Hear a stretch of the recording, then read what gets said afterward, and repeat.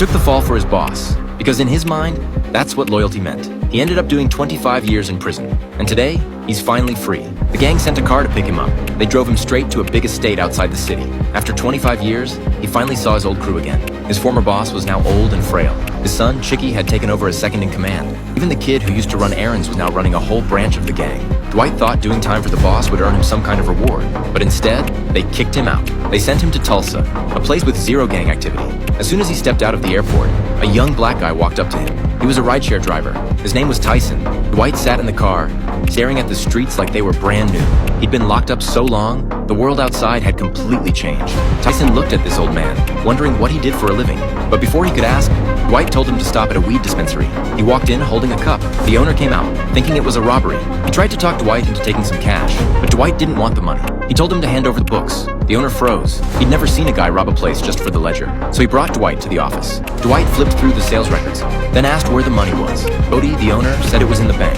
Dwight wasn't buying it. He spotted a poster covering a glass case. It was clearly hiding something. Just as he thought, the stash was behind the poster. A full $500,000 in cash. But surprisingly, Dwight didn't take it all. He only grabbed a small cut, then said he'd offer protection. He just wanted a fixed monthly fee, and he'd even help Bodie grow the business. Bodie didn't get it, but it was clear he didn't really have a choice. They made the deal. Dwight walked out with the bag of cash. Tyson thought Dwight had been inside getting high. He was annoyed he had to wait so long. But then, Dwight pulled out thick stacks of bills and a car ad. He told Tyson to buy the exact car on the ad, and from now on, he'd pay him $2,000 a week to be his full-time driver. Tyson was in shock. One minute he's hustling rides on the street, the next he's working for a mob boss. He already started dreaming about the good life that's coming. The next morning, Dwight waited for him on a park bench, but Tyson pulled up in a car that looked ready for the junkyard. Dwight didn't even need good eyesight to know this wasn't the right car. Tyson explained. He went to the dealership early in the morning, but the owner saw he was black and carrying a bag of cash, thought he was a thief, and threatened to call the cops. Dwight heard that and decided to handle it himself. If this car dealer had a problem, maybe he needed to start paying protection too. He showed up at the dealership, walked straight to the office. The owner saw his suit, thought he was some VIP, and quickly hung up the phone to greet him. Next thing you know, Dwight walked out with a brand new Navigator, and he got it for dirt cheap. Meanwhile, a woman had just spent the night with Dwight. She had no idea who he really was. The next day at work, she was back at the police station. They briefed the team on a new target. She looked up at the screen and froze. It was Dwight, the same guy she just slept with. He used to be a legend on the battlefield. Now he's the most wanted man in the country.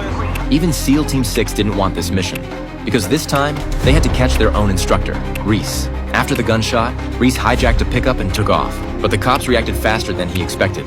Over 10 cop cars showed up to stop him. At a sharp turn, the spike strips tore his tires and flipped the truck. Reese jumped out right before the crash. Cops emptied their mags into the wreck. But when they got close, they found only blood.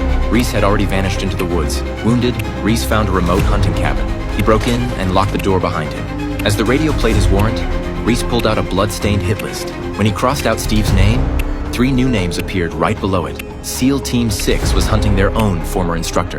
Reese glanced at the helicopter flying above and calmly took out his phone.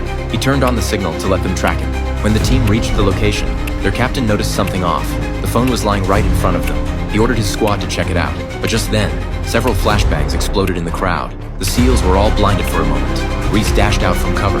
He tackled one SEAL to the ground and stole his gear, then ran straight uphill without looking back. On the way, he smashed the radio battery to cause a short circuit, which created a fake heat signal to throw off the search team. Once he put enough distance between them, he reached the mountaintop and set up his sniper. But the SEALs down below were still crawling up slowly, step by step, yet he held his fire the whole time, because he just couldn't bring himself to shoot the men he once trained with. Soon, the SEALs made it to the top. One of them spotted a single bullet standing upright next to a rock. The next morning, Reese limped on, covered in wounds. But the SEALs used last night's signal to track his hideout. The captain guessed he was injured and wouldn't get far, so they launched a drone to scout the area. Reese checked the map in his hand, then looked up and saw a drone flying nearby. He didn't hesitate. He shot it down, but the SEALs now had his location. Realizing they'd catch up soon, Reese pulled out the demolitions kit and started planting bombs along the ridge. He finished wiring the last charge just as the SEALs arrived. At first, Reese didn't want to hurt these soldiers, but his hallucinations came back. His wife, his daughter, and his fallen teammates. He knew his revenge wasn't over yet, so he triggered the blast across the ridge. Rocks and mud came crashing down the slope. A full-blown landslide hit the team. He let himself get buried in the mud, but his survival instinct kicked in, and he clawed his way out of the dirt. The escape route was right in front of him, but Reese didn't run, because he spotted a SEAL buried under debris. They were just pawns for the politicians too, so Reese pulled him out.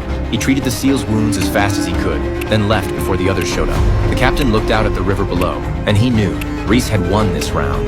Now Reese had only one thing left to do: deliver justice to the people who destroyed his family. He used to be a war legend. Now he's America's most wanted man. To avenge his family and fallen brothers, Reese started hunting every name behind him. Anyone on his list wasn't living to see the next sunrise. But what shocked him most, 3 Navy top brass were also involved. Still, Reese didn't hesitate for a second. He kicked off the next stage of his payback. First, he told his buddy Ben to dress up like a federal agent. Ben went to find a Navy colonel who was trying to flee. Then they tied up the colonel's whole family at the beach. Reese wanted him to feel what it's like to lose everything. But he didn't hurt his family. He just needed leverage to force the colonel to do something big. If the colonel did what Reese said, his wife and kid would be set free. Soon, the colonel walked into the admiral's office. Before the admiral could react, he pulled out a phone and handed it over. On the other end was Reese. The admiral wasn't scared. He snapped back. You are a wisp of smoke blowing down. But then the colonel unzipped his jacket with a blank stare. Underneath was a vest packed with explosives. That's when the admiral finally got it. But it was already too late. Reese hung up. The bomb went off a second later. With 2 targets taken out, Reese moved on to his old SEAL instructor, Black. He didn't say a word, just tackled him. But Black was no rookie. He was the one who trained Reese back in the day. As soon as the fight started, Reese got slammed to the ground. But this Reese wasn't who he used to be. He wrapped his legs around Black's neck, then twisted his arm till it snapped. He pulled out a shot of sedative and jammed it into Black's thigh. When Black woke up again, he was floating in the ocean, tied to a log. Waves kept crashing into his back. It was the same drill he used to put his SEAL trainees through. But now he'd sold out for money and helped wipe out the very SEAL team he once trained. That same method he taught ended up drowning him too. He had one more lead. The person who approved the RD-4895 program was now the Secretary of State. He woke up and realized he was still alive. All his teammates were dead, lying in blood. He was the only one left standing. He rushed home, but his wife and daughter were murdered too. He used to lead SEAL Team 7. Now he had nothing left. Revenge was the only thing keeping him going. On his hit list, there was only one name left. But the guy wasn't just a billionaire. He was also a retired Marine. His place was covered with 360-degree surveillance, and his guards were all trained soldiers. Getting through that kind of security was almost impossible. Just as he started planning the hit, his arm suddenly started shaking out of control. That reminded him of the drug that reporter was digging into. RD-4895. Cut to the reporter. She was interviewing a pharma executive named Mike. Mike's signature had been forged, and the company had been sold without him knowing. That night, Mike met Rachel at a subway station. As soon as they met, Mike dumped the full truth about the RD-4895 project straight to her. The drug could suppress brain memory signals. It was meant to treat combat PTSD in special forces. But after multiple tests, every single test animal died. The project should have been shut down, yet Steve secretly started human trials, and Reese's team was the test subject. That's how the tumor got in his brain. The moment Mike handed over the USB, Reese saw what was inside and lost it completely. Turns out, the whole Navy top brass was in on it. Even Admiral Pete, the man he once served, was part of it. He snapped into war mode. He told his teammate to get ammonium nitrate, detonators, and ball bearings. Then he built a homemade armor-piercing bomb in his garage. It was built to destroy armored vehicles. He drove slowly toward the target, but suddenly the reporter showed up. She wanted to expose Steve live on camera, not knowing she just ruined Reese's whole setup.